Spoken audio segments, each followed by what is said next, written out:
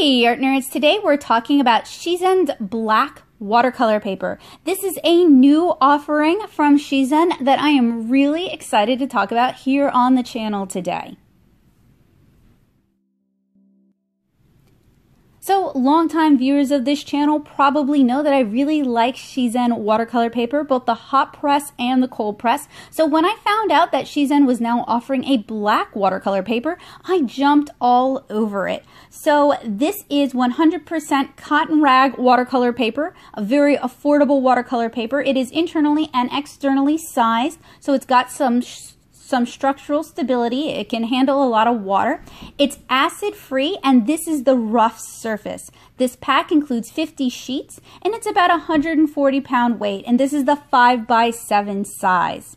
I got this, or I purchased this from Dick Blick a while back for about $16.99, and I'll link it down in the description below. And at the time I purchased this, it was really only available in one finish, but now it's available in cold and hot press as well as a variety of sizes.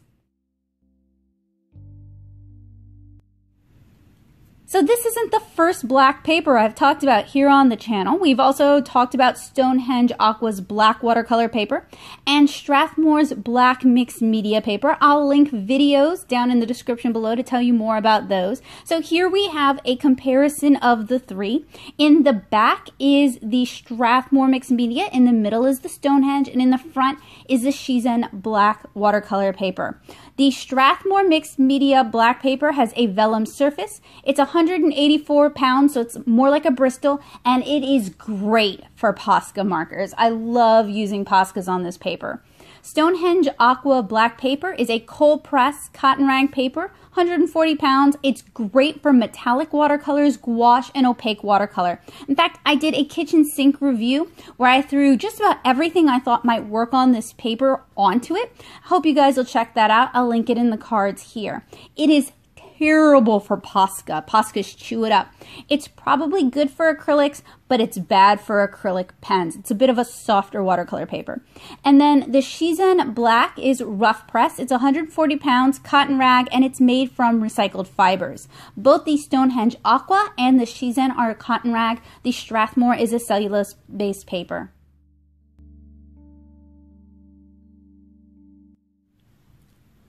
In terms of texture, the black mixed media paper has a little bit of texture. It's beautiful with color pencils, just enough tooth for color pencils. You can use watercolor on it, but I wouldn't really douse it. The Stonehenge Aqua Cold Press Black, also good for watercolor pencils and color pencils, great with metallic watercolors. I have some videos where I paint betta fish using metallic watercolors, and they're gorgeous. And then the Shizen paper, we're going to dive into that today. I'm not doing a full kitchen sink review of the Shizen Black the way I did with the Stonehenge Aqua, because when I did the Stonehenge Aqua review, I learned a lot about what would work and what wouldn't work on a watercolor paper like this. So we're really going to focus mostly on swatching things that we think have a high probability of working. Posca markers, acrylic markers are going to tear up the surface of this paper. So we're going to use the Finetec pearlescent colors, and we're going to use the Daniel Smith Ultimate Mixing Palette, since there are some more translucent, semi-opaque, and opaque colors in that palette. But like I said, gouache would probably be chef's kiss perfect on this paper. So let's take a look at the Daniel Smith Ultimate Mixing Palette on this paper.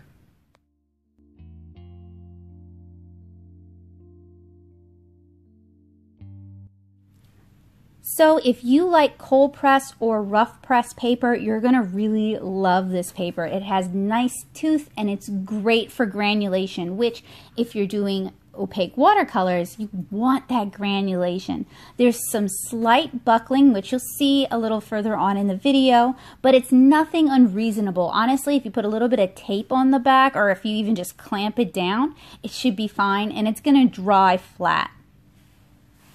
So this palette includes some semi-opaque colors as well as some transparent colors, and I really just wanted to see how regular watercolors might handle on this. If you're using pastel watercolors, or if you mix in a little bit of white into your watercolors, you should be able to achieve some opacity and it'll stand out a little bit better on this paper. So you guys can see how the paper's kind of buckled up a little bit. While these dry, we're going to move on over to the fine tech colors. So these are metallic watercolors. You guys have hopefully seen me use these several times on the channel. You can check the description below for a review of these and a comparison with the Hydra colors. I would have used the Hydra colors, but we just moved and I have no idea where they're at. The metallics are really nice on this. The shimmer granulation is a really nice effect. It's more pronounced than the Stonehenge Aqua because this has a more pronounced texture. The Stonehenge Aqua is kind of a mild-mannered cold pressed watercolor paper. I really like it and it's got a lot of uses, but if you're looking for more granulation, if you're looking for more speckling on the paper, the Shizen Black is going to be able to deliver. So I liked how the fine text looked on this paper so much that I decided to grab the watercolors that my friend Kabocha made and sent for me.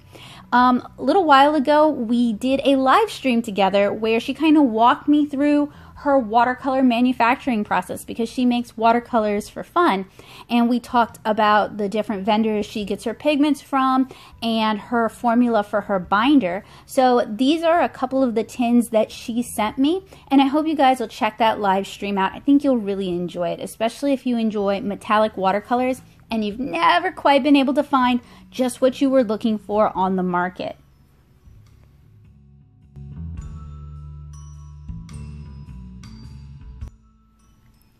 So for all of the watercolors in this review, I went ahead and I pre-activated them with just a little bit of water. That way we could get as much pigment as possible. And I'm also washing these out a bit just to see how the pigments granulate out or sediment out onto this paper. Now you could add a granulation medium that would probably work really nicely on the Shizen white, but since we're working with opaque colors, there's already a fair amount of granulation, and I'm not really sure how with opaque watercolors that includes some talc or some chalk or some titanium white. I'm not really sure how that might negatively affect the color itself. But Kabocha's colors are just gorgeous on this paper. They really stand out. And what I like about these sets is Kabocha's included some duochrome colors, in fact several duochrome colors, because a lot of these are made from makeup and automotive quality pigments, so you get some really interesting effect watercolors on here. Unfortunately, she's not selling them at this time, so this is a bit of a tease, but she does tell you how to make them yourself, so you might want to watch that live stream and learn how to do it. But you can see they're gorgeous on this paper. In real life, they stand out even more. You really have to move the paper around and see it refracting light to really appreciate how beautiful these colors are on this black paper.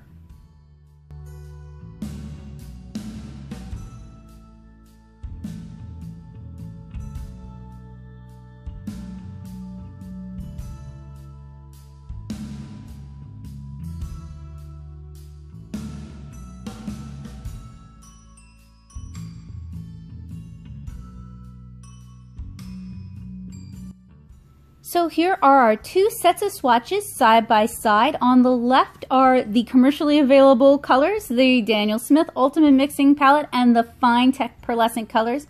On the right are the tease colors, the colors made by my friend Kabocha's two custom palettes. And here they are after they've had a chance to dry. And it's really important to wait until they dry because that gives the pigments a chance to actually settle into the paper, settle into all the little divots, the valleys, and you can really see how this paper handles metallic watercolors like this. And I really love the granulation on this paper. You can get really soft, wispy granulation effects, and the metallics stand out so nicely. I know Van Gogh also makes a black watercolor paper, and I'd be interested in trying that one as well. But with both the Stonehenge Aqua and the Shizen black watercolor paper, you don't get any of the dye used in the paper coming up. It doesn't reactivate. Okay, so now we're going to do our field test. And on the Stonehenge Aqua, I painted a couple of beautiful betta fish. I'll show you those in a minute. And I thought it'd be really fun to try just loosely painting some fish from reference. So I haven't done any pre-sketching. I'm just doodling some goldfish right now. And I really want to see how this paper takes this kind of illustration, how it takes light applications of metallic color, how it takes layering, all that sort of thing. And I ended up getting kind of carried away with myself. I ended up doing 3 of these because I just had so much fun.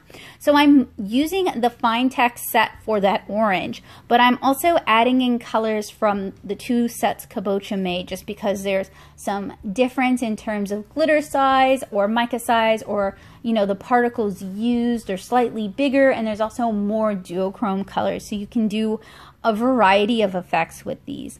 And this is such a fun, it's so much fun painting with metallic colors on black watercolor paper.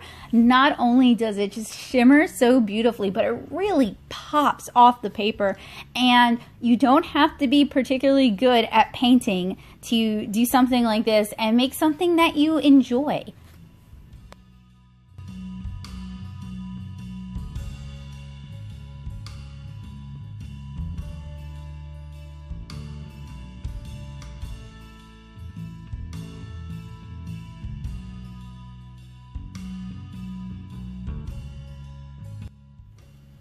Now, one of the downsides to this paper takes a while to dry. It's a cotton rag paper, it's 140 pounds, and it can really hold on to water for a long period of time. So you may want to turn the dehumidifier on, you may want to paint on a day with very low humidity, you might want to crank the AC up, whatever you need to do to get the paper to dry in a timely fashion. I would say it takes a little bit longer than the Stonehenge Aqua takes to dry.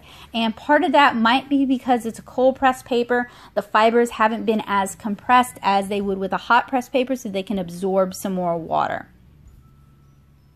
All right, so here is our first little watercolor doodle, a couple of little goldfish. Now, one of the problems with this paper, and it's my fault, I bought the 5x7 size because I've used the 5x7 size before in the white hot press and cold press. I feel a little constricted by the 5x7 with the black paper. If I'm going to do loose watercolor sketches like this, I want to work on bigger paper. So I don't think Shizen offers the 50 packs in larger sizes, which would be, I would love it. So please consider it, Shizen. You can get the 5x7 50 pack, and this is honestly a really great deal. In my opinion, it's a very affordable, accessible cotton rag paper, so it's going to behave like other cotton rag papers. It's the hot press is a very mild-mannered paper. I use the white hot press for illustrations all the time, and it kind of behaves like a combination between a hot press and a cold press. And it's going to really give you an idea for what it's like to paint on a cotton rag paper in a very economical way. You can buy 50 sheets for under $20. So if you make mistakes, not a big deal. If you don't like how the piece turned out, that's okay. You can start all over again, or you can be like me and decide to do 3 field tests in one day because you've got a pack of 50 and you weren't super happy with how the first one turned out. So that's one of the big reasons I really like Shizen professional grade watercolor paper, and I recommend it to other people, especially people who are like, oh, you know, I really struggle using, insert here, cheap watercolor paper that's made out of cellulose, or, you know, I can't really get the wet into wet effects that I thought I could get. Or they'll watch YouTube videos like time lapses where people don't necessarily talk about what materials they're using, and they'll try to replicate that at home with like praying watercolors and like very cheap watercolor paper, and they're like, I don't understand why this doesn't work. The thing about cheap art supplies in general is they honestly take more skill to use than more expensive ones, because you're often fighting against some of their downfalls. So it takes, in my opinion, a fair amount of experience and practice to get good with cheap art supplies. So what I would recommend if you like, say, loose florals, or you like Chinese style watercolor but you don't want to paint on rice paper, or you love wet into wet and moody atmospheric watercolors, or you want to do landscape painting, Shizen's watercolor paper just in general is a great affordable way to get a cotton rag paper that's going to be able to deliver those kind of results, and it's not super expensive. Something else that's really cool about Shizen is it's made from post-consumer waste, so it's a recycled product. You're not creating more waste by using this, you're putting old waste to good use. And it is made in India, and Shizen is based in Kansas City, Missouri. And you can learn more about the product at Shizen Design, so www.shizendesign.com. And we finished painting another beautiful goldfish. And I apologize that I'm not walking you guys through these step by step. I recommend you check out the beautiful beta videos, and I'll link those down in the description below.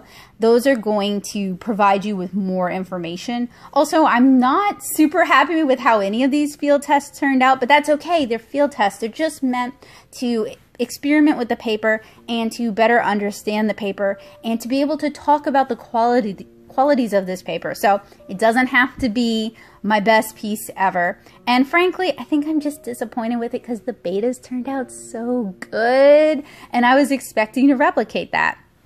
So for the last one, I'm going to do some really light and easy neon tetras. I think another problem with all three of the field tests that I've done is that I used too many colors and I tried to do too many things while it was still wet, which is something I had to learn when I did the beta fish. And it always just takes, if I haven't done a technique in a while, it always takes me a while to learn it all over again. So for the betas, I wanted to play around with different duochrome and white, quote-unquote white bases, and you can see how the pigments look one color in the pan and then you put them on the paper and there's something completely different. So this could be a great way to kind of breathe new life into your existing art supplies, to think about things differently. For me, it's a little bit like painting with light or painting with neons, and that's one of the things that just makes it really fun. And it's just kind of unusual, you know? You don't normally see illustrations done on black paper. So, of course, I would love to play with this black Shizen more. I've got all sorts of ideas bubbling and brewing in my head, and not just fish, I promise. This could be great for painting floral illustrations or for painting jewel-like insects or jewel-like reptiles and amphibians, and just really allowing those colors to pop off the paper. So, I guess you can tell I like this paper. So, let's talk about the pros and the cons. And this is the lift test to see if I could reactivate the dye, and that's just water that I'm applying, and no, you can't reactivate the dye, which is important. So black watercolor paper is so much fun to paint on. It definitely takes some getting used to. It takes a little bit of retooling, but it's really fun. This has a whole lot of texture, so you're going to get some really lovely granulation, especially with the metallics. And it's available in a 50 pack, so no excuse to save it for a rainy day. It's not precious. The cons, black can be a bit limited. You really need to work with metallic or iridescent mediums on this paper, or something with opacity like gouache. Oh, so this is the Stonehenge beta fish, and I painted it during a stream, and I have a standalone tutorial for that. And then before that, the Poison Dart Tree Frog was done in Posca markers on the Strathmore mixed media paper, and I have a tutorial for that as well if you're interested. And like I said, Poscas probably do not play nicely on these watercolor papers.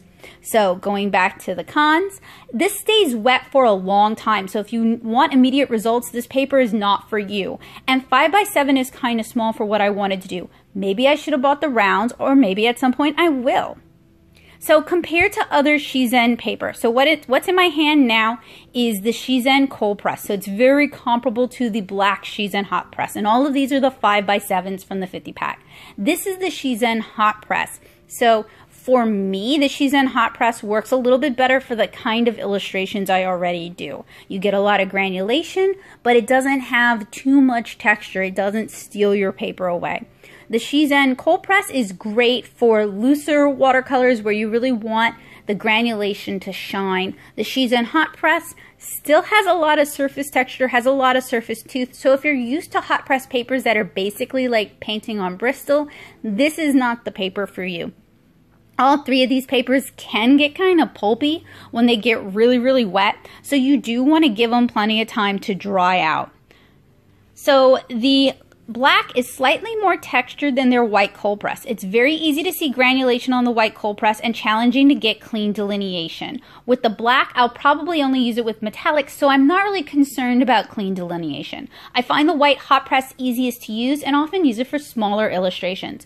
But I would recommend all three, and I have a review coming up of Shizen's watercolor sketchbook in the hot press, so I hope you guys will keep an eye out for that. So I hope you guys enjoyed this review of the Shizen black watercolor paper. This was purchased out of pocket by me because I happen to really like Stonehenge Aqua's black paper. So it'd mean a lot to me if you guys took a moment to check out that review as well. Both of them are great. They lend themselves to different uses. If you're looking for a black watercolor paper that isn't going to basically steal your brush away with it, then the Stonehenge Aqua is the paper for you. If you're looking for a black watercolor paper with a whole lot of personality that you can learn to work with, the Shizen black watercolor paper might be a better choice. But both of them are a lot of fun and they're fairly affordable for watercolor or cotton rag watercolor papers. So if you guys have any questions, let me know down in the comments below. I'll get back to you, or I'll do my best to try and find the answers for you guys. And if you're new to this channel, if you're not a subscriber, I do all sorts of watercolor and alcohol marker tutorials. I'm a comic artist by trade, so I frequently get into these like, let's make comics kind of trends. So if you're interested in an unusual art channel, this might be the one for you. Thank you guys so much for watching. I'll see you guys again soon. Bye guys.